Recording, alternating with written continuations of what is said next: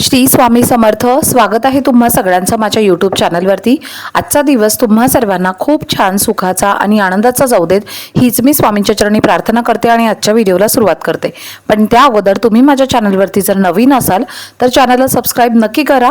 त्याचबरोबर कमेंटमध्ये श्री स्वामी समर्थ लिहायला अजिबात विसरू नका। उद्या हे श्रावणातली शेवटची अजय एकादशी। तर या अजय एकादशीचे महत्त्व प्रथम आपण जाणून घेऊयात। हे व्रत का केलं जातं तर हे व्रत ज्या घरामध्ये खूप जास्त तंत्रमंत्र केले जातात, ज्या घरावरती काही नकारात्मक ऊर्जांचा प्रभाव असतो, तर तो दूर होण्यासाठी म्हणजेच त्या प्रभावातून सुटका होण्यासाठी आपल्या घरामध्ये व्यवस्थितपणे सर्व कामं सुरळीतपणे चालण्यासाठी हे व्रत केलं जातं। तर तुम्हाला असं थोडंसं सुद्धा जर जाणवत असेल की आपल्या घरावरती कोणाचा नजरदोष आहे, आपल्या घरावरती नजरबाधा झालेली आहे, कोणाची तरी वाईट शक्ती आहे आणि घरामध्ये खूप वादविवाद होत असतील, तर आपल्या घरावरती काही जर वाईट संकट येत असतील तर तुम्ही हे अजय एकादशीचं व्रत हे उद्याच्या दिवशी आवर्जून करू शकता। त्यामुळे तुमच्या घरातील जी काही संकट आहे, जी काही दोष आहेत, तर ते सर्व दूर होतात। उद्या अजय एकादशी बरोबरच दोन छान योग तयार झालेले आहेत। पहिला योग म्हणजे रवी पुष्यामृत योग आणि दुसरा योग म्हणजे सर्वार्थ सिद्धी योग। तर हे संध्याकाळी 5 वाजता योग लागणार आहे। तर त्यामुळे उद्या आपल्याला एकादशी आहे आणि तुळशीला आपल्याला एक वस्तू अर्पण करायची आहे आणि ही वस्तू आपल्याला आपल्या मुलांसाठी तुळशीला अर्पण करायची आहे। प्रत्येकालाच वाटत असतं की माझ्या मुलाचं कल्याण व्हावं, माझ्या मुलाची प्रगती व्हावी, त्यांच्या ज्या काही इच्छा आहेत तर त्या सर्व इच्छा पूर्ण व्हाव्यात, यासाठी आपल्याला हा एक उपाय करायचा आहे।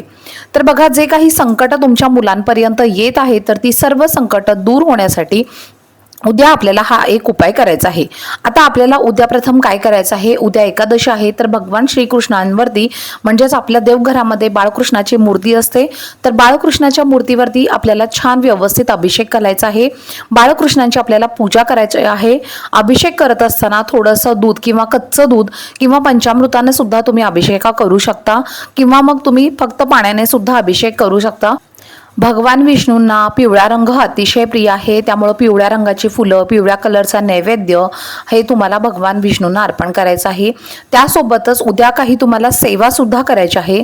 तर तुमच्याकडे श्रीमद भागवत गीतेचं जर पुस्तक असेल, संक्षिप्त श्रीमद भागवत गीता जी आपल्या दिंडोरी प्रणित मार्गानुसार आहे, तर तिचं तुम्हाला उद्या पठण करायचं आहे। एकादशीच्या दिवशी तुम्हाला ही अतिशय उच्च कोटीची सेवा ही करायची आहे।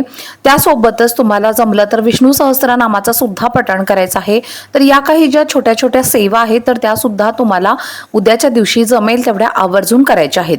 त्यानंतर तुम्हाला जर तुमच्यावरती कर्ज असेल आणि त्या कर्जातून तुम्हाला मुक्तता पाहिजे असेल तर थोडंसं दुधामध्ये केशर मिक्स करायचं आहे आणि त्याने आपल्या भगवान श्रीकृष्णांवरती म्हणजेच बाळकृष्णांवरती आपल्याला अभिषेक करायचा आहे।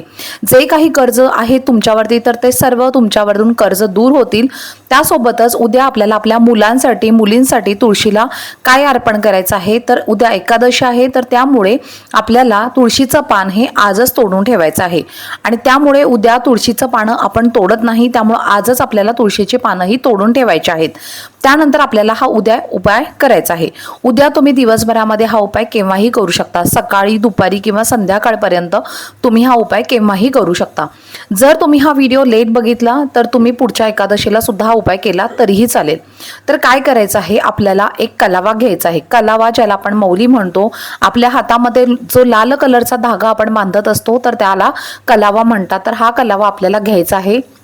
त्यासोबत आपल्याला 1 रुपयाचं नाणं घ्यायचं आहे, एक लवंग घ्यायची आहे आणि एक वेलची घ्यायची आहे आणि तुपाचा दिवा किंवा तेलाचा दिवा हा आपल्याला घ्यायचा आहे। जर तुम्हाला शक्य असेल तर तुपाचा दिवा घेण्याचा तुम्ही प्रयत्न करा आणि तुपाचाच दिवा हा तुळशीसमोर आवर्जून आपल्याला लावायचा आहे। उद्या आपण तुळशीमध्ये कोणत्याही प्रकारचं द्रव्य पदार्थ टाकत नाही, त्यामुळे ही गोष्ट लक्षात ठेवा। आपण तुळशीमध्ये पाणी, दूध वगैरे उद्या अजिबात टाकायचं नाही। असं केल्यामुळे आपल्या घराला दोष लागतात, कारण तुळशीचा उद्या एकादशीच्या दिवशी उपवास असतो। आपण ज्या काही वस्तू घेतलेल्या आहेत त्या प्रथम आपल्याला काय करायचं आहे, तर आपण जो कलावा घेतलेला आहे तो कलावा याला 7 गाठी आपल्याला मारायच्या आहेत।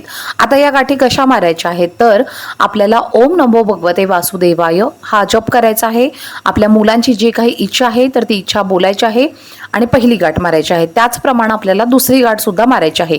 ओम नमो भगवते वासुदेवाय हा जप करायचा आहे, मुलांची इच्छा बोलायची आहे आणि असं 7 वेळेला आपल्याला करायचं आहे। त्यानंतर त्यानंतर आपल्याला काय करायचं आहे, हा जो धागा आहे हा धागा आपल्याला तुळशीला बांधायचा आहे. तुळशीच्या फांदीला सुद्धा तुम्ही बांधू शकता किंवा तुळशीचं जे खोड असतं तर त्या खोडाला सुद्धा हा तुम्ही धागा बांधला तरीही चालेल. त्यानंतर जे 1 रुपयाचं नाणं आपण घेतलेलं आहे तर हे 1 रुपयाचं नाणं आपल्याला आपल्या उजव्या हातामध्ये धरायचं आहे. आपल्या हृदयाजवळ आपल्याला ते धरायचं आहे. डोळे बंद करायचे आहेत. डोळे बंद करून आपल्याला स्मरण करायचं आहे माता लक्ष्मीचं, भगवान शंकरांचं स्मरण करायचं आहे आणि आपल्याला विद्येची देवता सरस्वती मातेचं सुद्धा स्मरण करायचं आहे. लक्षात ठेवा, उद्या रवी पुरुषामृत योग आहे तर त्यामुळे सरस्वती मातेचं स्मरण हे करायला तुम्ही अजिबात विसरू नका. विद्यार्थ्यांना विद्या ही सरस्वती माता देत असते, त्यामुळे सरस्वती मातेचं स्मरण करायचं आहे. आणि जो 1 रुपया आहे तर तो 1 रुपया हा एक मंत्र म्हणत आपल्याला तुळशीमध्ये ज्या ठिकाणी तुळशीचं खोड असतं तर त्या खोडाजवळ ठेवायचं आहे. मंत्र व्यवस्थितपणे ऐका. तर हा मंत्र असा आहे, हरे कृष्णा गोविंद हरे मुरारी हे नाथ नारायणा वासुदेवा. हा मंत्र आहे. हा मंत्र आपल्याला म्हणायचा आहे आणि त्यानंतर आपल्याला त्या तुळशीच्या मातीमध्ये हे 1 रुपयाचं नाणं ठेवायचं आहे आणि जी एक लवंग आपण घेतलेली आहे, एक वेलची घेतलेली आहे तर तीही आपल्या उजव्या हातामध्ये धरून, हृदयाजवळ धरून आपल्याला तुळशीच्या मातीमध्ये आपल्या मुलांची जी काही इच्छा आहे तर ती इच्छा बोलत असताना लक्ष्मी मातेचं, सरस्वती मातेचं स्मरण करत ही जी लवंग आणि एक वेलची आहे तर ती तुळशीच्या मातीमध्ये ज्या ठिकाणी आपण 1 रुपया ठेवलेला आहे तर त्या 1 रुपयाच्या नाण्यावरतीच आपल्याला ही लवंग आणि वेलची ठेवायची आहे.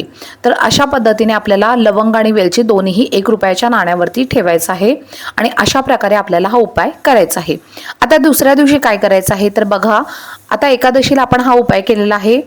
एकादशीला उपाय झाल्यानंतर आपण जो धागा तुळशीला बांधलेला आहे तर तो धागा आपल्याला काढून घ्यायचा आहे.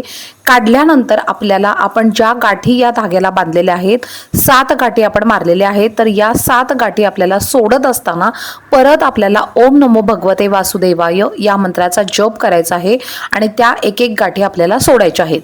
आणि 1 रुपयाचं नाणं, एक वेलची आणि एक लवंग जो आपण तुळशीमध्ये ठेवलेलं आहे तर ते आपल्याला तुळशीमध्ये ठेवून द्यायचं आहे, त्याला उचलायचं नाही आहे.